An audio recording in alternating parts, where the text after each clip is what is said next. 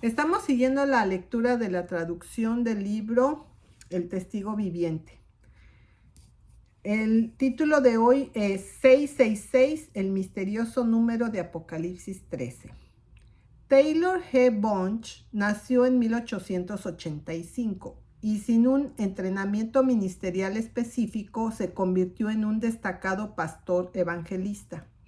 Él celebró 3 presidencias de conferencias entre 1913 y 1947, así como varios pastorados y un puesto docente en el Colegio de Evangelistas Médicos. Enseñó Biblia en el Atlantic Union College de 1947 a 1952. El pastor Bunch ha escrito cientos de artículos para adventistas del séptimo día. Entre sus muchos libros se encuentran He aquí los hombres, las 7 epístolas de Cristo y Valiente en la lucha. Este artículo fue escrito en Señales de los Tiempos el 14 de marzo de 1950. Que no puede haber ninguna duda con respecto a la identidad del poder de la bestia perseguidora, especialmente bajo el liderazgo de la séptima cabeza. El vidente de Patmos, escribiendo bajo inspiración divina, dice: aquí hay sabiduría. El que tiene entendimiento cuenta el número de la bestia, pues es número de hombre, y su número es 666. Apocalipsis 13:18.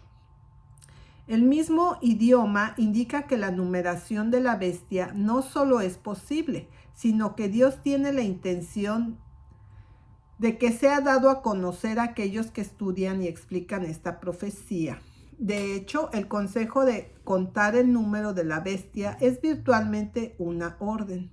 La declaración, porque es el número de un hombre, indica que un hombre está a la cabeza del poder de la bestia, cuyo título oficial es descriptivo de sus afirmaciones y carácter, y que envuelto en ese nombre es el número especificado. El número indica el nombre de un hombre. Es la traducción en el Nuevo Testamento del siglo XX. Dean Alford dijo: los términos del desafío sirven a la vez para demostrar que la hazaña propuesta es posible. Por lo tanto, podemos estar seguros de que alguien numerará correctamente el nombre de la bestia. Costumbre antigua. La evidencia es abundante de que fue la antigua costumbre entre los griegos y los romanos, y especialmente estos últimos, a calcular el número de sus nombres sumando los valores numéricos de las letras. Tanto los soldados como los esclavos fueron así numerados y nombrados.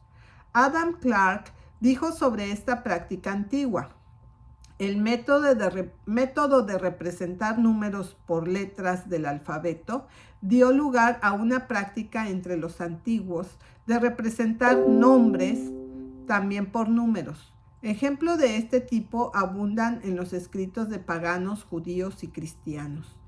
Thomas Newton, en sus disertaciones sobre las profecías, al comentar sobre Apocalipsis 13:18, declara que no solo fue esta práctica común entre los antiguos en cuanto a los nombres de los hombres, pero también se aplicó a los dioses paganos, como por ejemplo el nombre de Thoth o el egipcio Mercurio fue representado por el número 1218.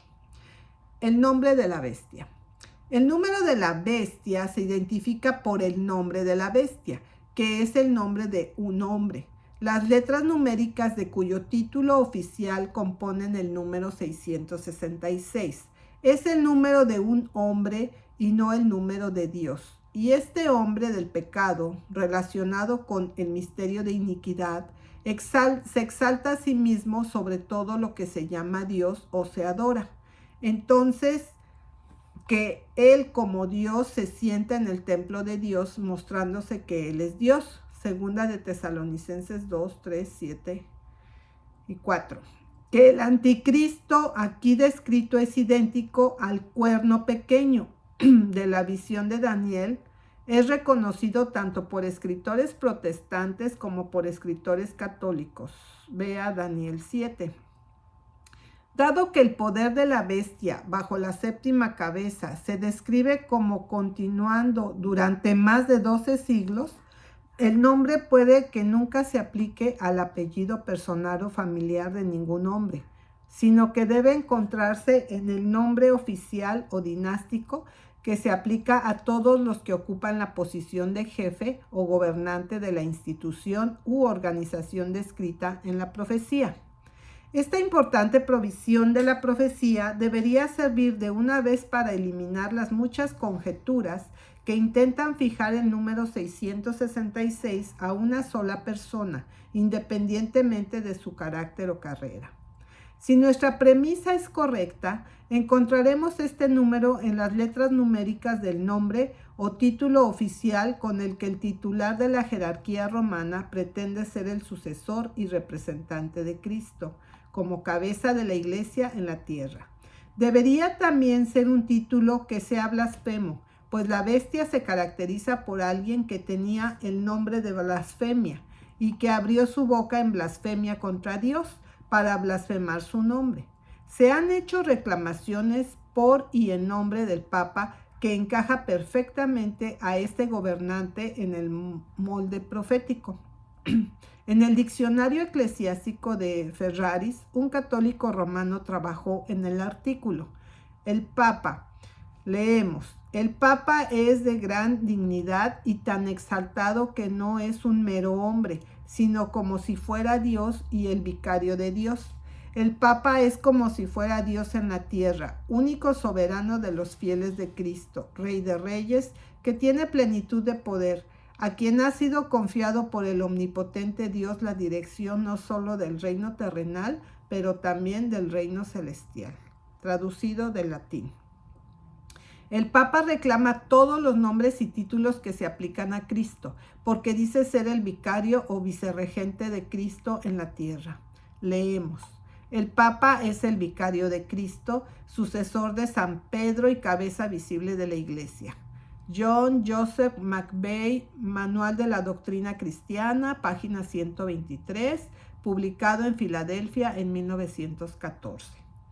Dado que se trata de una organización que es romana y latín, y dado que el latín es el idioma oficial que emplea en todo el mundo, el número naturalmente debe ser calculado a partir de las letras numéricas del título latino de los papas, y el latín para vicario o vicerregente del Hijo de Dios es Vicarius Filii Dei. Este título apareció en los años 757 al 767 en un documento conocido históricamente como la Donación de Constantino. Si bien desde entonces ha sido probado que Constantino no fue el autor de este documento, era utilizado como válido por al menos 9 papas, que cubre un periodo de 7 siglos, para establecer la soberanía espiritual y la temporal de los obispos de Roma. El documento que emplea el título fue confirmado por un consejo de la Iglesia, dice Vinius, un alto dignatario católico de Colonia, citado por Lave y Cossart. Fue incorporado en el derecho canónico católico romano por Graciano, y cuando este último trabajo fue revisado y publicado, con endoso por el Papa Gregorio XIII, el título se mantuvo.